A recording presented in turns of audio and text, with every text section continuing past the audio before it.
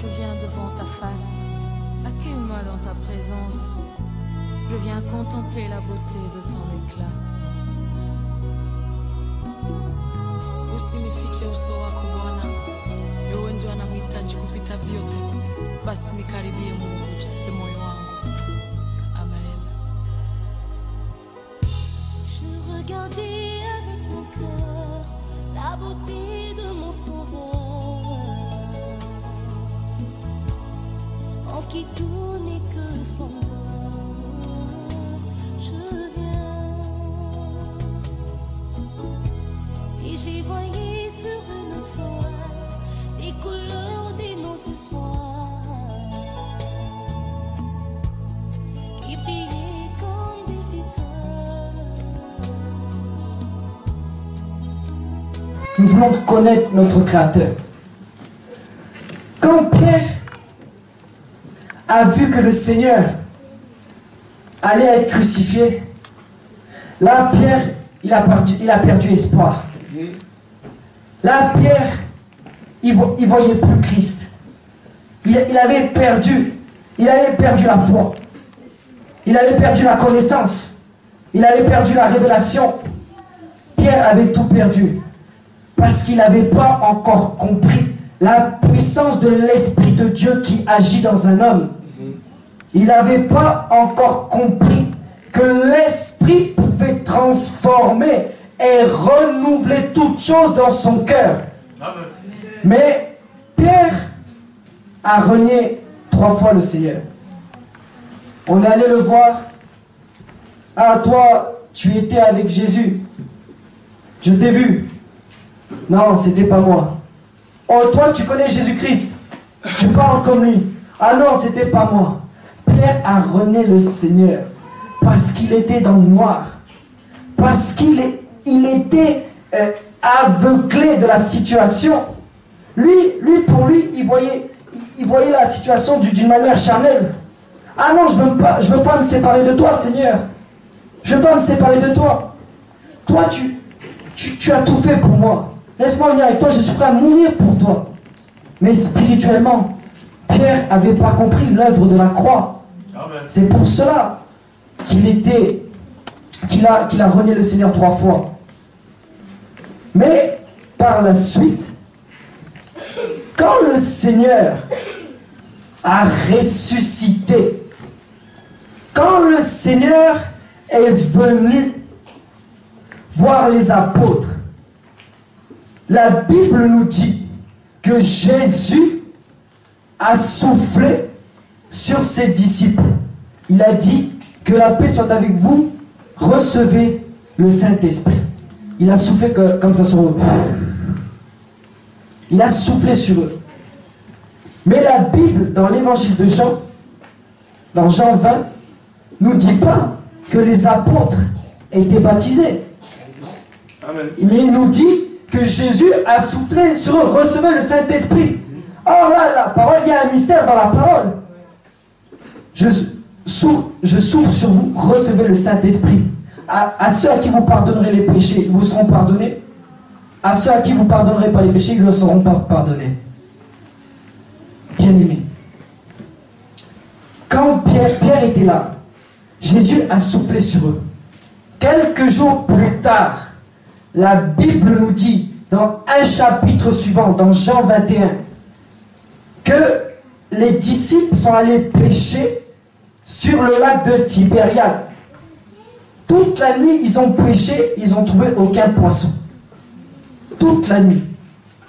Mais le lendemain matin, il y a un homme qui est venu sur le rivage qui a dit « Balancez les filets du côté droit. »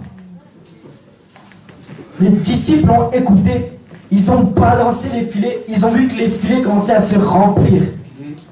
Or, Pierre n'avait pas encore compris. Mais Jean, qui était très très proche de Jésus, a dit « C'est le Seigneur ». Là, Pierre a réalisé et il a compris. Il s'est jeté à l'eau, il est allé voir Jésus. Or, cette situation est que la semence qui est entrée dans Pierre s'est exprimée. Parce que quand on balance une graine, le germe prend quelques jours avant de grandir, de pousser. Or, quand Jésus a soufflé sur ses disciples, la semence est entrée en eux. La graine de l'esprit est entrée en eux et Pierre a eu la révélation. Son germe a commencé à germer sur le lac de Tibériade. Amen. Amen.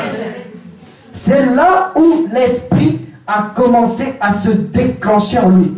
Mais Pierre n'avait pas reçu le baptême encore. Là, l'esprit a commencé à le remplir. Donc, rien que là, nous voyons que la révélation commençait à être sur Pierre. Pierre commençait à voir le Seigneur. Pierre commençait à voir plus clair. Oh, le Seigneur est ressuscité. Mais là, il vient me voir. Là, il est là. Je crois que c'est lui, au port du lac. Or, nous devons voir Christ avec les yeux spirituels. Amen.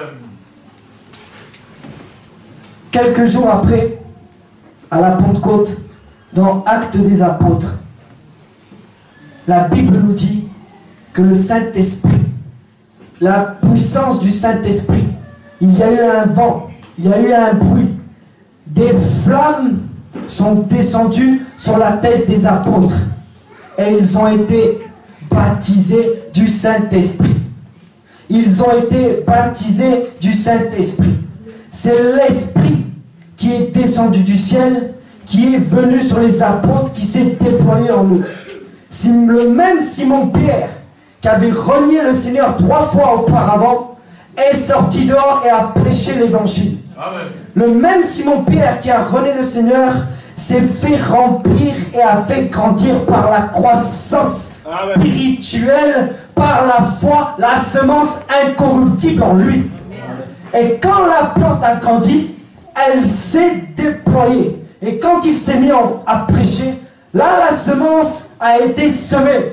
Amen. Et des 3000 hommes se sont levés et se sont convertis. Alléluia. Amen. Ce message veut dire que non seulement nous avons reçu la capacité de voir la gloire de Dieu en esprit, mais nous avons reçu l'autorité de balancer la semence. Amen. Nous pouvons jeter la graine dans nos vies. Nous pouvons jeter la graine. Semer dans notre travail. Semer dans notre foyer. Semer dans notre étude. Nous pouvons semer. Mais avant de semer et de montrer la puissance de Dieu extérieure, nous devons semer par la prière en esprit pour demander la puissance intérieure. Amen. Amen. C'est cette puissance-là que Dieu veut que nous recevons. Amen. Parce que quand la semence entre dans un homme, elle grandit et après elle s'exprime. Or, il y a deux phases. Il y a deux phases de l'esprit. Le Saint-Esprit se montre dans sa partie visible et invisible. Nous pouvons voir des dons, les dons que Dieu manifeste dans l'Église. C'est des dons, ça c'est la partie visible par l'Esprit. C'est l'Esprit Saint qui se déploie et qui sort des dons et qui accomplit des miracles. Mais la face cachée de l'Esprit, c'est le Saint-Esprit qui rentre en l'homme par une semence incorruptible et qui fait grandir la plante qu'il a semée en lui. Alléluia. Le Saint-Esprit veut trouver une place en nous, dans notre cœur. Le Saint-Esprit veut grandir en nous. Il veut s'exprimer en nous. Il a besoin de nous. Sans le Saint-Esprit, bien-aimé, nous ne pouvons pas voir la face de Dieu. Sans le Saint-Esprit, bien-aimé, nous ne pouvons pas régler nos problèmes. Oh, nous venons à l'église avec des problèmes. Tous nous avons des problèmes. Nous demandons à Dieu dans nos prières, mais nous ne nous rapprochons pas de Dieu. Bien-aimé, il faut d'abord se rapprocher du Saint-Esprit. Et quand nous nous rapprochons du Saint-Esprit, là Dieu va se rapprocher de nous. Parce que sa présence qui est en nous va l'attirer. Sa présence qui est en nous va faire un signal spirituel. Or, quand Dieu va entendre notre prière, il va l'accomplir. mais il l'accomplit par la semence incorruptible. Amen. Amen. C'est par cette semence-là que l'homme doit vivre. Amen. Incorruptible. Elle ne change pas. Elle ne peut pas être détruite. Quand tu marches, tu dis, j'ai un projet. Je veux faire quelque chose. Je veux réaliser une œuvre quelconque, bien aimée. Des fois, dans nos vies, on peut vouloir quelque chose, cela échoue. Mais la semence incorruptible, quand le Saint-Esprit décide de faire une œuvre quelconque, elle réussit parce qu'elle vient de Dieu. Elle réussit en tout temps. Or, si nous nous laissons remplir de la puissance de Dieu, tous nos prières, tous nos projets, tout ce que nous allons mettre en pratique dans nos vies va réussir. Et la bénédiction descendra du ciel pour semer en nous la victoire. Alléluia. Amen. Dieu veut que cette puissance soit en nous. Veut que cette puissance nous remplisse. Le Saint-Esprit a les capacités de guérir. Le Saint-Esprit a les capacités d'accomplir en nous quelque chose que le monde ne peut pas accomplir. C'est de nous rapprocher de la vie. C'est pour cela que quand Jésus a soufflé sur Adam, il a soufflé l'âme, il a donné l'âme. En latin, c'est l'anima. Il a donné l'âme. C'est le souffle de vie. Mais quand l'homme est tombé dans le péché, quand il est tombé sous l'emprise du malin, là, l'âme a été déconnectée de Dieu. C'est pour cela que l'homme ne peut plus voir la face de Dieu. Mais le Saint-Esprit, quand il a soufflé sur les apôtres, c'était pour remettre l'âme à la même dimension qu'il était dans le jardin d'Éden avec Adam et Ève. Alléluia. C'est l'Esprit. C'est l'Esprit qui donne la révélation.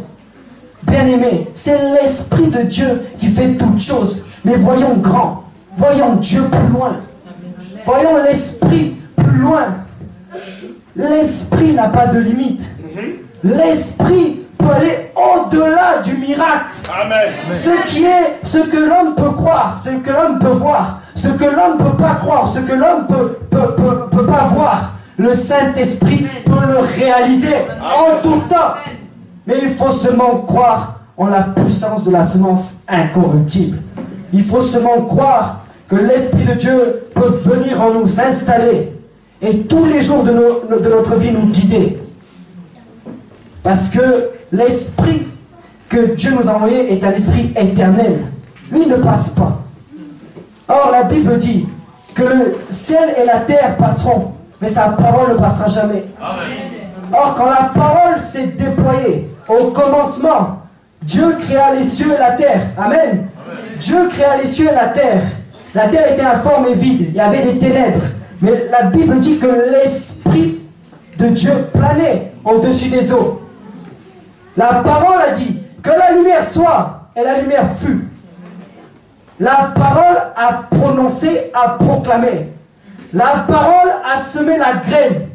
Mais l'Esprit a commencé à créer et à façonner le monde. Alléluia. C'est cet esprit-là que Dieu veut mettre en nous pour commencer à nous créer nos situations. À nous créer ce que nous ne pouvons pas nous créer nous-mêmes. La bénédiction, la joie. Or, l'homme sans Christ ne peut pas avoir la joie. Aujourd'hui, des hommes se réjouissent, se retrouvent dans l'alcool, se retrouvent dans la cigarette, se retrouvent dans le sexe. Mais ces choses-là sont éphémères. Ces choses-là passeront un jour. Amen. Ces choses-là comblent le cœur d'un homme ou d'une femme pendant un moment. Mais quand c'est l'Esprit qui agit, l'Esprit de Dieu touche la partie vide que notre cœur réclame tous les jours. Amen. L'homme a soif de Dieu. L'homme a soif de Dieu, mais il ne sait pas comment s'approcher de Dieu. Il y a une solution, car il y a un seul esprit. Il y a une solution car il y a un seul message. Il y a une solution car il y a un seul nom. Et c'est le Christ, Jésus. Amen. Et la solution, c'est de croire en la puissance de la semence. Croire en ce que Dieu peut accomplir dans un homme. Et c'est la puissance du Saint-Esprit. La Bible dit que quand Lazare était mort, Jésus était triste. Parce que Jésus, en tant que fils, aimait Lazare. Jésus, en tant que fils, aimait Lazare. La Bible dit que c'était son ami. Lazare reposait dans le tombeau depuis 4 jours. Jésus, lui, il a dit, emmenez-moi devant le tombeau. Emmenez-moi devant le tombeau. Or, toute personne qui était là lui disait, Seigneur, si seulement tu étais là, mon frère ne s'est pas mort. Seigneur, si tu serais là, tu aurais pu guérir comme tu as guéri les paralysés, comme tu as guéri les aveugles, comme tu as guéri les lépreux. Marthe, Marie et toutes les personnes qui étaient là n'avaient pas eu la révélation du Saint-Esprit. Parce que Dieu est plus grand que notre intelligence. Amen.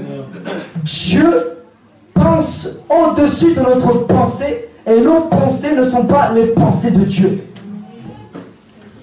Mais le Saint-Esprit crée entre l'homme et Dieu une connexion.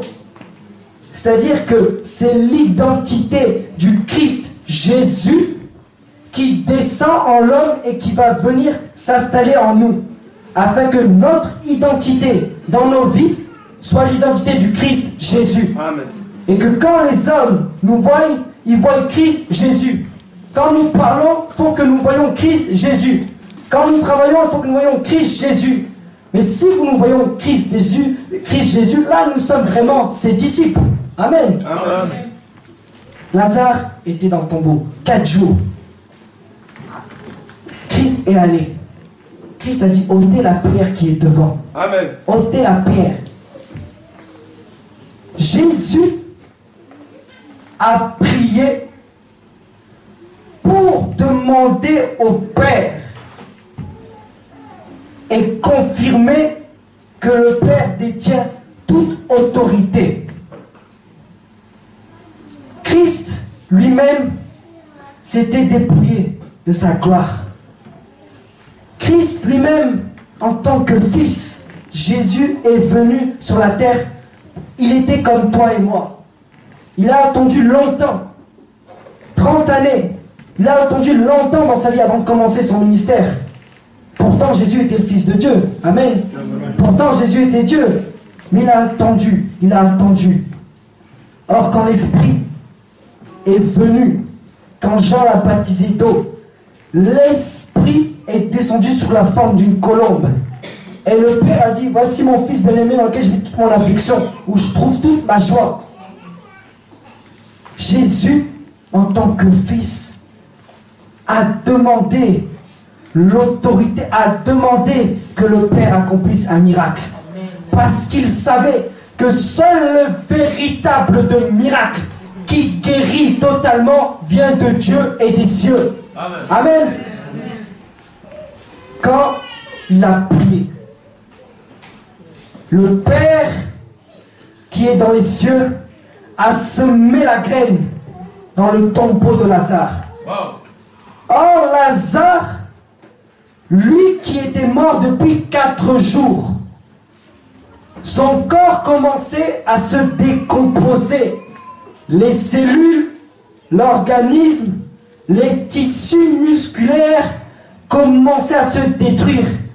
Mais quand la graine a pris Lazare, c'est la puissance de Dieu, du Saint-Esprit, de la semence incorruptible qui a commencé à créer, à reconstituer son corps. Alléluia. Lazare s'est relevé. Il est sorti en parfaite santé. Amen. Christ, par la graine, créé toutes choses. Amen. Le miracle est créé par Dieu.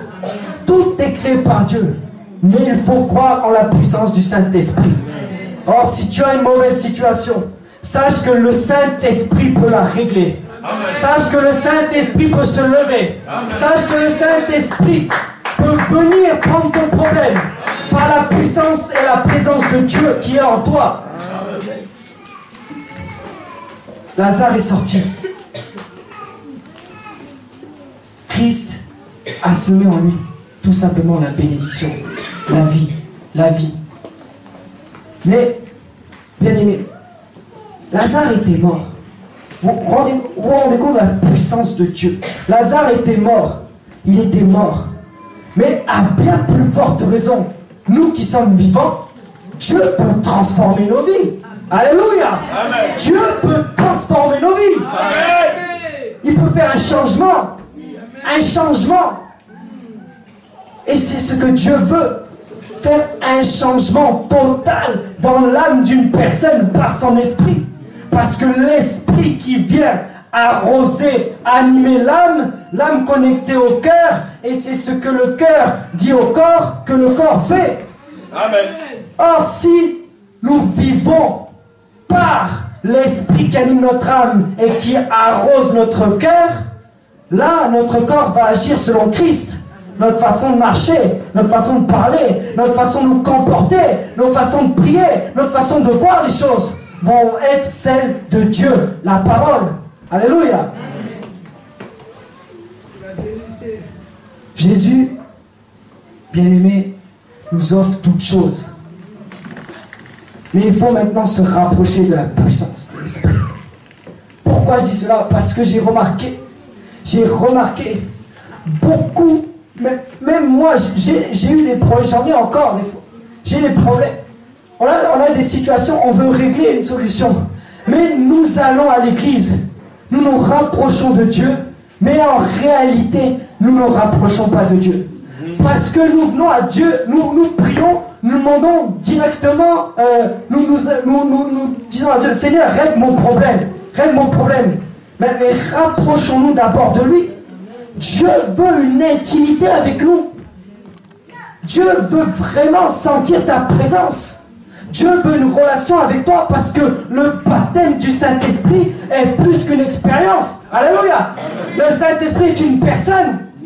C'est Christ Jésus qui vient dans l'homme par la révélation de Dieu. Amen. Celui qui croit, celui qui suit, celui qui se laisse animer par l'Esprit de Dieu a l'identité du Christ en lui. Amen. Or, nous sachons que l'identité de Jésus-Christ détient toute l'autorité. Amen. Et quand nous avons l'autorité et l'identité du Christ, tout ce que nous proclamons et nous disons, Dieu répond à nos prières. Alléluia. Gloire à Jésus.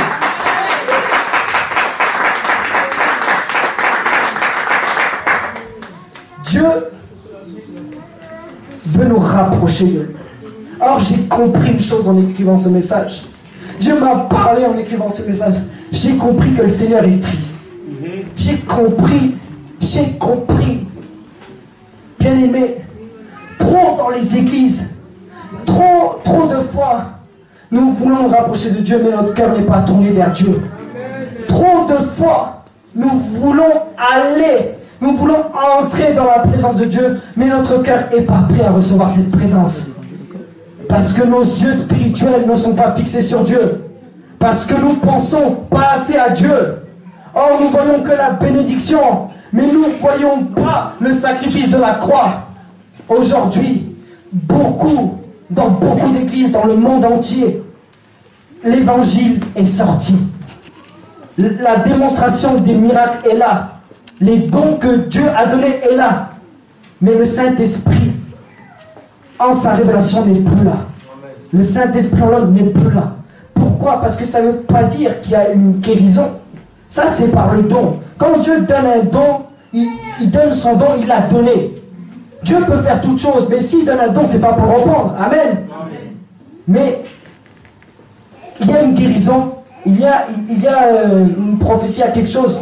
On croit qu'il y a la gloire de Dieu. Or, la gloire de Dieu se manifeste par l'intérieur du cœur. C'est par ta relation intime avec Dieu que tu vas commencer à expérimenter Christ. Cherche pas forcément la bénédiction dans tes biens immobiliers.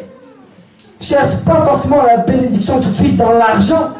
Cherche pas forcément la bénédiction dans ta situation de vivre. Mais la Bible dit, si vous cherchez le royaume des cieux, tout vous sera donné ensuite. Or, le royaume des cieux, c'est Dieu. Amen. Or, le royaume des cieux, c'est Christ. Or, le royaume des cieux, c'est la parole. La parole, c'est la vie. Et l'Esprit témoigne de la grandeur du Fils et du Père, qui est Jésus. Si nous acceptons l'Esprit et nous cherchons l'Esprit, nous cherchons le royaume et Dieu bénit nos vies. Alléluia. C'est ça que Dieu veut. Et nous nous rapprochons de lui. Nous nous rapprochons de lui parce que le cœur de l'homme est idolâtre. Le cœur de l'homme est idolâtre. L'idolâtrie, c'est pas forcément une statue. L'idolâtrie, c'est pas forcément se prosterner ou de croire ou de prier à quelque chose qui ne vient pas de Dieu. Non, l'idolâtrie, c'est quand tu mets en avant dans ta vie quelque chose qui prend plus la place que Christ. Amen. Or, Dieu est un Dieu jaloux. Dieu est un Dieu qui veut que nous allons que vers lui. Dieu ne mélange pas sa parole avec n'importe qui. Dieu ne mélange pas sa parole avec les ténèbres. Parce que la parole est lumière. Et les lumières ne vont pas en accord avec les ténèbres. Parce que l'esprit est contraire à la chair. Et la chair contraire à l'esprit. Mais quand Dieu nous parle, c'est pour que nous voyons sa gloire. Or, notre cœur, des fois, n'est pas prêt. C'est pour cela que Dieu ne répond pas à nos prières. C'est pour cela que la semence, dans la semence, il n'y a pas la croissance. C'est pour cela que nous n'arrivons pas à déployer la puissance de Dieu. Parce que Dieu ne veut pas. Parce qu'on n'est pas prêt à qu'il rentre en nous. J'ai compris cela. L'idolâtrie, c'est pas forcément une statue, comme j'étais en train de dire. Non. L'idolâtrie, c'est de mettre en avant quelque chose que nous aimons, quelque chose à quoi ou à qui nous tenons. D'abord avant la parole. D'abord avant la parole. Or, notre cœur, pour avoir la révélation, notre cœur, notre âme, notre vie, pour qu'elle reçoive la bénédiction, il faut avoir les yeux de l'intérieur fixés vers le Christ Jésus. Amen. Et quand nous avons les yeux de l'intérieur fixés vers le Christ Jésus, là Dieu sème dans nos vies. Amen. Dieu sème la bénédiction. Dieu sème la guérison. Dieu sème toutes choses en tout temps, en son temps, quand il le veut. Mais il faut simplement croire en la puissance de la semence incorruptible. Alléluia. C'est pour cela que quand Moïse, en tant que prophète, était devant la mer, les Égyptiens étaient derrière. Mais Moïse a eu une révélation qui allait plus loin de ce que le peuple d'Israël croyait que Dieu pouvait faire. Il y a eu la mer devant Moïse. Les Hébreux, les Israélites ne savaient plus comment agir. Les Israélites ne savaient plus comment faire. Les Égyptiens sont derrière nous. Qu'est-ce que nous allons faire, Moïse? Quand Moïse a compris et a laissé Dieu prendre la place dans son cœur, là, Dieu a agi et la mer s'est ouverte. Mais Moïse a vu plus loin de ce qu'il pouvait voir. Moïse était dans la mer. Or, spirituellement, nous, des fois, nous sommes devant peut-être une baignoire. Nous n'osons même pas séparer l'eau. Amen. Alléluia. Amen. Quand nous nous rapprochons de la présence et de la puissance de Dieu, Dieu est capable de séparer les ténèbres de nos vies. Amen. Amen. Amen. Gloire à Jésus. Amen. Dieu est puissant. Dieu est puissant. Et c'est la puissance du Christ. C'est la puissance de la croix qui libère un homme. L'évangile est prêché. Mais des fois, quand on regarde, moi des fois je regarde certaines choses, je regarde, ça me fait mal au cœur parce que le Seigneur n'est plus au centre de notre cœur. Le Seigneur n'est plus au centre de notre âme. Nous sommes tellement enracinés dans nos habitudes, dans notre tradition, dans notre façon de faire, que nous ne voyons plus la révélation de l'Esprit. Mais quand nous nous abandonnons à Christ, quand nous nous abandonnons à lui, là c'est Christ, Jésus qui agit dans nous et sa révélation vient sur nous. Que Dieu bénisse sa parole.